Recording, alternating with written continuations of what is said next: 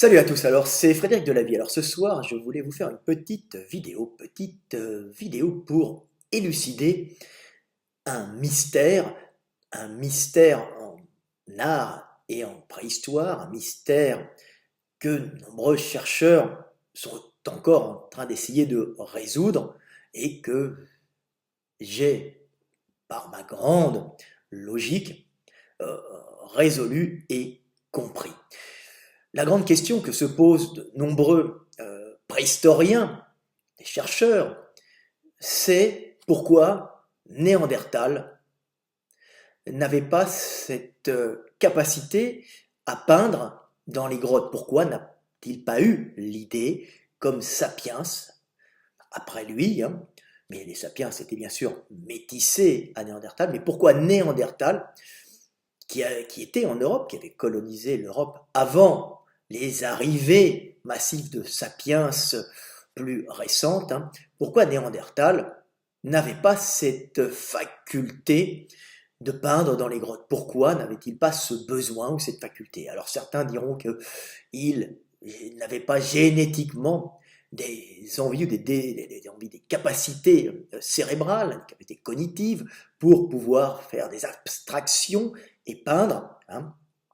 D'autres diront qu'il n'en avait pas le but, on va dire, social, mais à vrai dire, la réponse est beaucoup plus simple.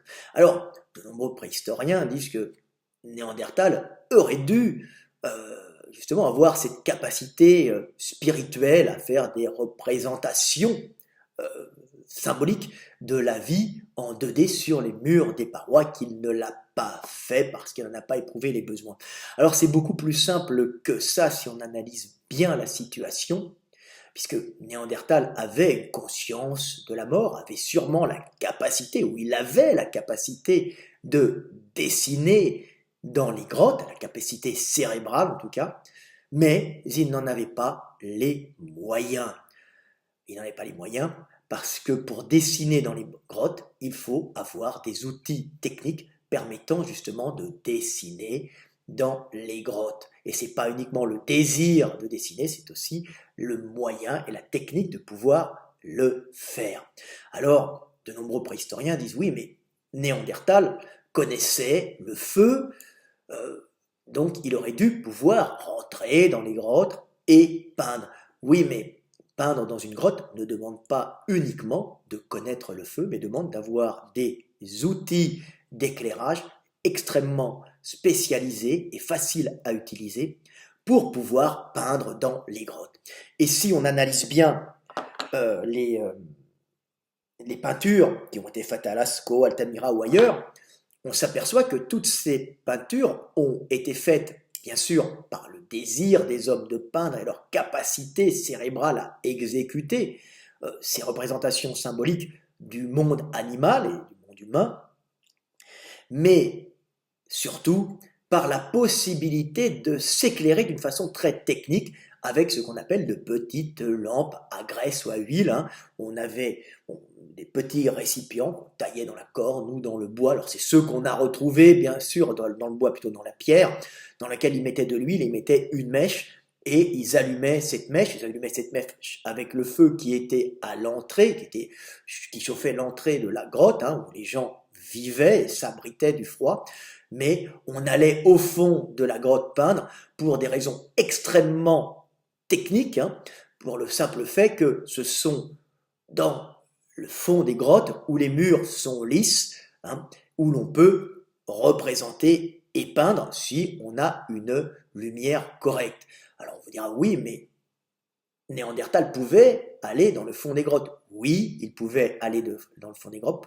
Oui, il connaissait le feu. Oui, il savait s'éclairer. Mais il n'avait pas cette technologie des lampes à graisse ou lampes à huile avec une petite mèche qu'on mettait dans du gras, hein, et qui brûlait, qui faisait une lumière peu, forte, mais suffisante pour peindre, et surtout une lumière constante qui permettait de se déplacer avec cette lumière dans des petites anfractuosités, d'arriver dans des salles plus grandes et avoir plein de petites lampes qu'on pouvait réallumer très facilement. Alors que si il n'avait que le feu comme Néandertal, c'est-à-dire la capacité de prendre des torches, d'accumuler des bouts de bois, hein, et d'allumer des feux, ce qui est un travail quand même relativement difficile. Ce n'est pas facile d'allumer un feu, ça demande une certaine technique.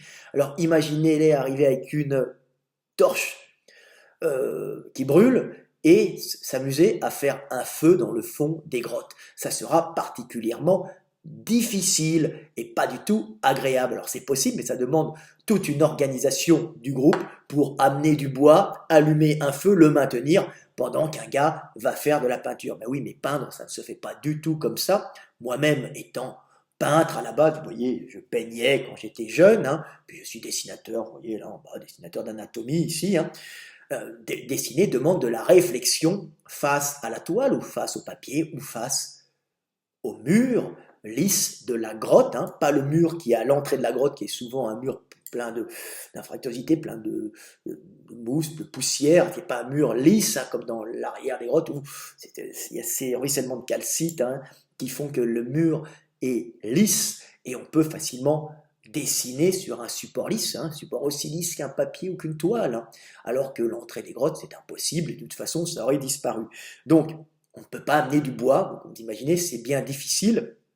L'allumer là-bas, essayer d'allumer du bois, même un homme préhistorique, hein, un néandertalien, hein, ou un sapiens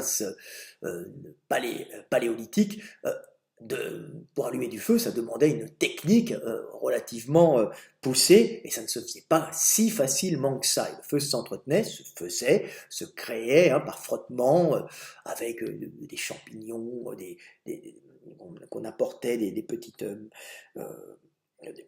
poudres végétales, des plantes séchées qui permettaient d'amorcer, puis on frottait, hein. Toute une technique qui est pas si évidente à maîtriser, hein. On avait le silex, on frottait surtout des morceaux de métal, ferrugineux contre des silex. C'était des ensembles, c'était des techniques très évoluées qui permettaient d'amorcer des feux, mais ça ne se faisait pas du tout rapidement. Alors que si vous avez un feu à l'entrée d'une grotte, et si vous avez cette technologie des lampes à huile qui est apparue bien plus tard, peut être très simple ces technologies. Alors, on a retrouvé que celles qui étaient en pierre, mais il y en avait qui étaient creusées dans des morceaux de bois, on mettait de la graisse, une petite mèche végétale, et on l'allumait avec le feu qui était allumé à l'entrée, qui était maintenu à ce moment-là pour la chaleur très facilement par le groupe qui dormait, qui vivait et qui dépeçait les animaux vers l'entrée de la caverne. À ce moment-là, on avait plein de petites lampes à huile qui étaient dans des troncs, dans des morceaux d'arbres creusés avec des pierres. On mettait de l'huile, on mettait une mèche et on allait facilement peindre. Et ça,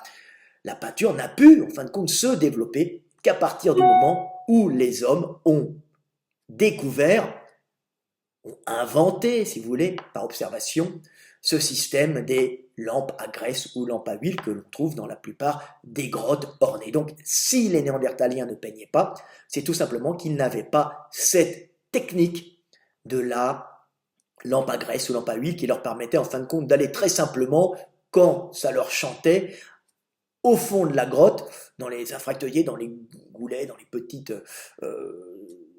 cheminements, et trouver les salles lisses pour pouvoir peindre et revenir sur place grâce à ces petites lampes à huile qui pouvaient réallumer à chaque fois avec la lampe précédente. Ils en avaient plusieurs et à ce moment-là, ils se mettaient à plusieurs, deux, trois, ils regardaient ça. Quand ça leur chantait, hein, ils allaient au fond de la grotte quand ils avaient du temps libre, hein, ils regardaient le mur et puis il y en avait un qui apportait un peu de pigments et qui commençait à dessiner avec les gars qui continuaient avec les lampes à graisse, hein, à l'aider à peindre facilement. Et vous imaginez que c'est beaucoup plus facile de peindre avec une lampe à graisse, hein, avec un copain qui vous tient la lampe à côté pour que vous puissiez tracer correctement, plutôt qu'avec un gros feu derrière, hein, ou une torche entretenue par ce gros feu qui demande toute une organisation pour allumer le feu, ramener le bout de bois, prendre la torche, et le feu sera même trop fort et sera derrière, bougera, n'êtes pas dans des conditions très agréables. Donc on ne peint bien que quand on a les outils pour peindre, c'est-à-dire une bonne luminosité et des lampes permettant d'accéder quand on veut au fond de la grotte sans être obligé de faire toute une expédition, et avec un copain ou deux, vous peignez, hein, il y en a un qui peint, l'autre qui lui tient à côté cette petite lampe à graisse, et à ce moment-là, il va faire de beaux tableaux. Et visiblement, Néandertal n'avait pas cette technique de la lampe à huile ou lampe à graisse, technique qui était au Paléolithique, qu'on avait à Lascaux, hein. Donc ils n'allaient pas s'amuser à perdre du temps et de l'énergie pour aller se faire chier dans le fond de la grotte à faire des feux, déjà que c'est pas facile à faire, hein. Donc il a bien d'autres trucs à faire. Alors c'est pas qu'il n'avait pas les moyens techniques de faire ces feux, c'est qu'il n'en avait pas les moyens techniques, les moyens intellectuels, c'est plutôt qu'il n'en avait pas les moyens techniques, tout simplement.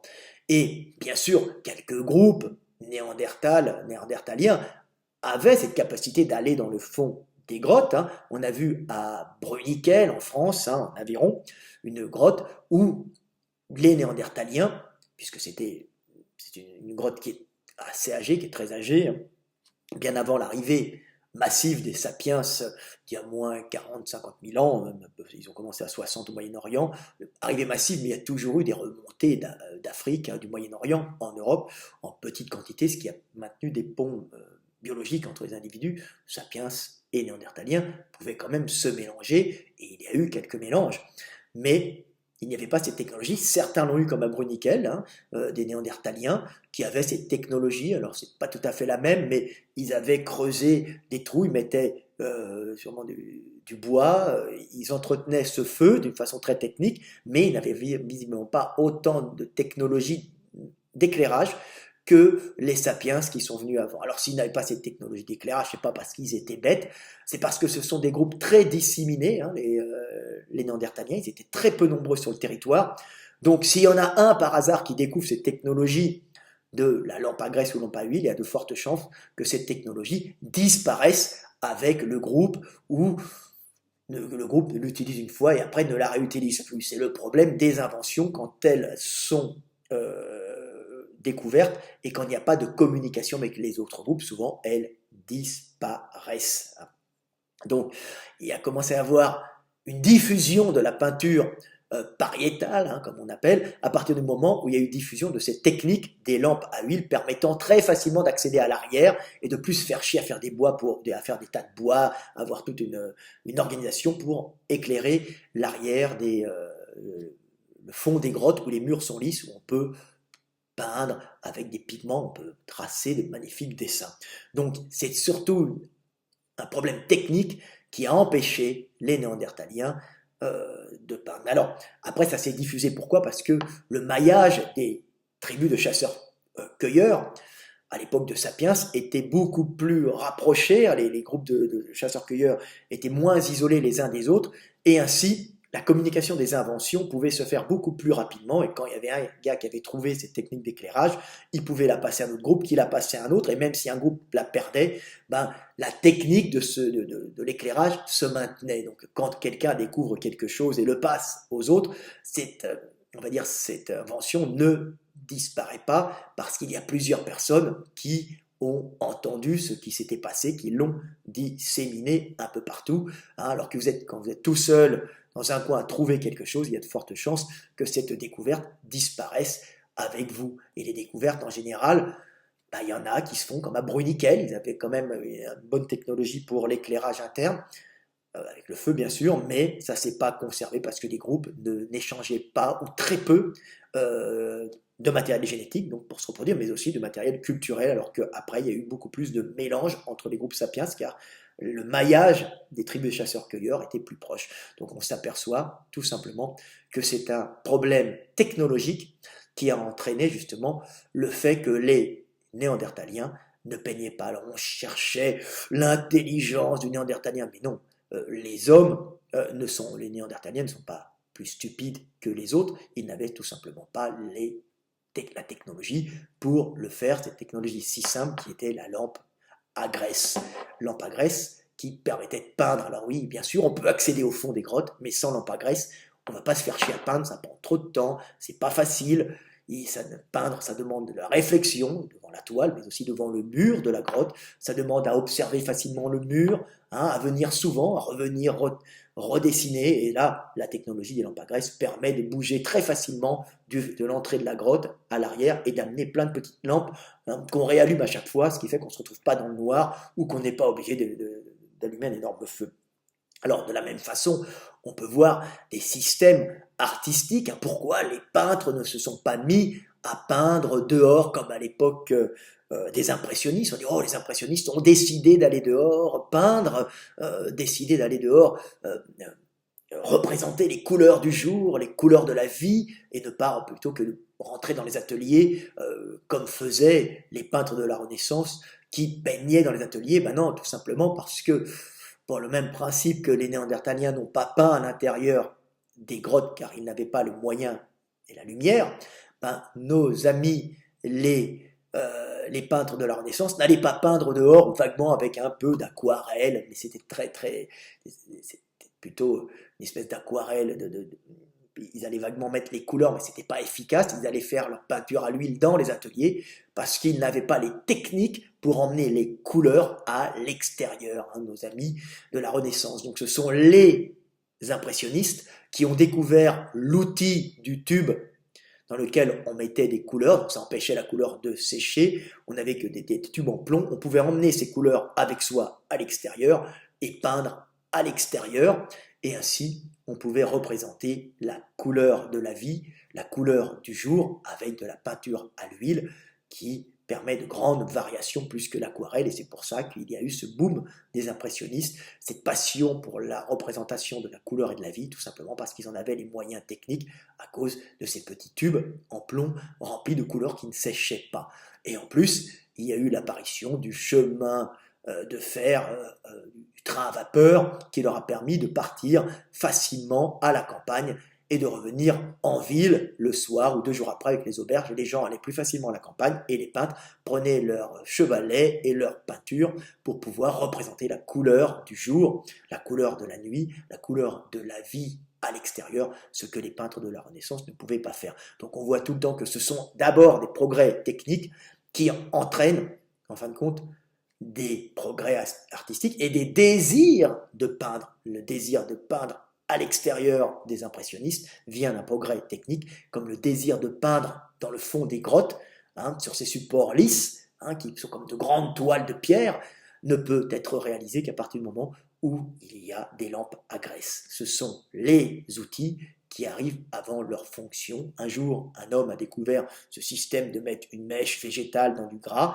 et ça faisait comme une petite bougie qu'on pouvait emmener facilement dans le fond des grottes. On en emmenait plein, en plus ça pouvait s'allumer les unes les autres, on est 3-4, quand une s'éteignait, et on en avait encore d'autres, beaucoup moins risquées.